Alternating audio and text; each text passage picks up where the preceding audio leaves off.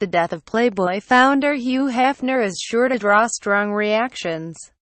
Hefner's most vocal critics have included high-profile feminists who despised how his Playboy empire celebrated women as sex objects. But Hugh Hefner also played a far less known but still integral role in the quest for equality, using Playboy as a powerful weapon in our nation's culture wars.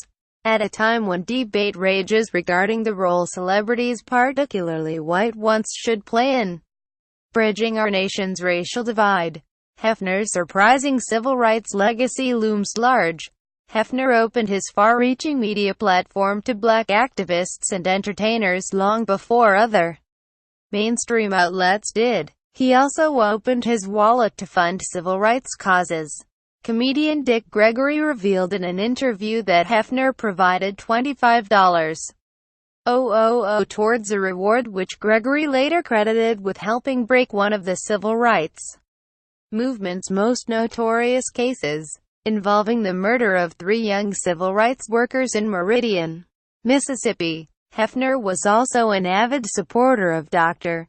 Martin Luther King, and would go on to serve as a significant funder of the Rainbow Push coalition helmed by King acolyte Jesse Jackson, Jr. Hefner donated to a number of progressive and legal causes throughout his life, including funding America's very first rape kit through his foundation.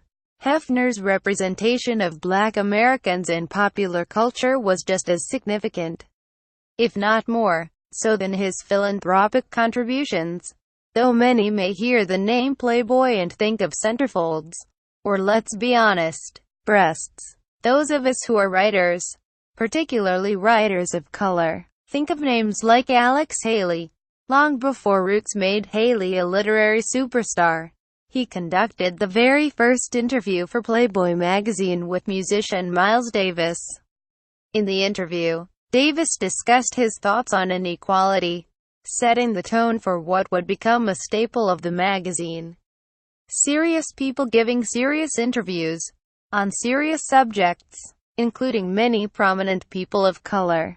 Those people included everyone from athlete and activist Muhammad Ali, to Sammy Davis, Jr., to Dr. Martin Luther King, Jr., who granted the longest print interview of his career to Haley for Playboy. The final piece published by King before his death also appeared in the publication. Haley also interviewed Malcolm X for Playboy in 1963, a precursor to ultimately ghostwriting the groundbreaking, best-selling, The Autobiography of Malcolm X. The platform Hefner provided black writers, leaders and entertainers in print was indicative of his understanding that you can reach more people and transform more minds through culture than just about any other vehicle. There were plenty of white American males in the 1960s who might not pick up the autobiography of Malcolm X, but who would pick up an issue of Playboy and open it because they wanted to see what Miss January was, or rather was not, wearing. Hefner capitalized on this idea as his empire expanded.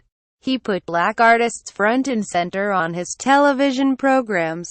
First Playboy's Penthouse in 1959, which would feature the likes of Ella Fitzgerald as well as black male entertainers like Nat King Cole, in a party setting with Hefner and his white, often female friends. This fact would scandalize the program and its host in the eyes of certain white viewers, and the show was short-lived. By 1969, the kids of some of those parents who may have been scandalized at the sight of Nat King Cole serenading a room full of white women had grown up, emboldened by the free love message of the era, which was embodied by Playboy.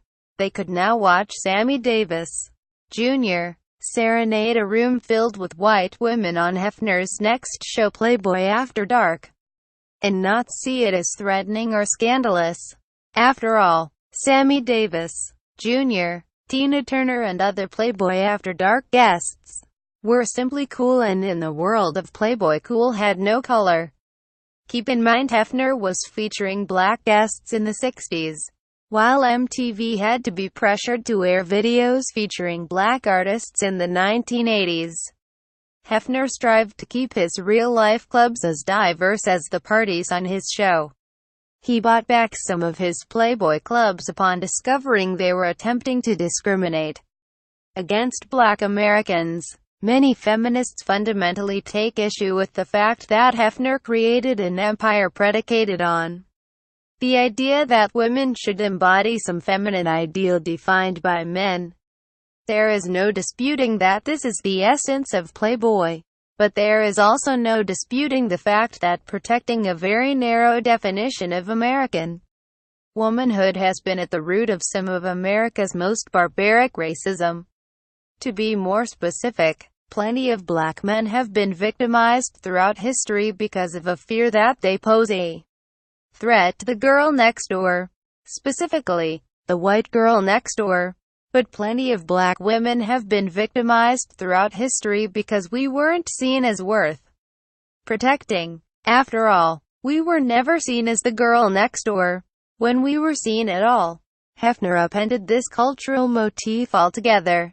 He showed that a white woman could be the girl next door and could still enjoy sex, and that who she enjoyed that sex with was really no one's business. But he also showed that the girl next door could be black and beautiful. Jennifer Jackson became the first black Playmate of the Month in 1965 and in what has since become an iconic image. In 1971, Darren Stern became the first black woman to appear on the cover of Playboy solo, sporting an afro and little else. I'm certainly not saying that taking your clothes off makes you a feminist, regardless of what any Kardashian might say, or that taking naked photos of someone else makes you an activist. I am saying that Hefner deftly used culture and his pocketbook to help transform the way underrepresented groups are viewed, and as we are seeing right now, culture is often the battlefield on which America's ideological wars are fought. Hugh Hefner deserves credit for fighting the good fight long before it was popular to do so.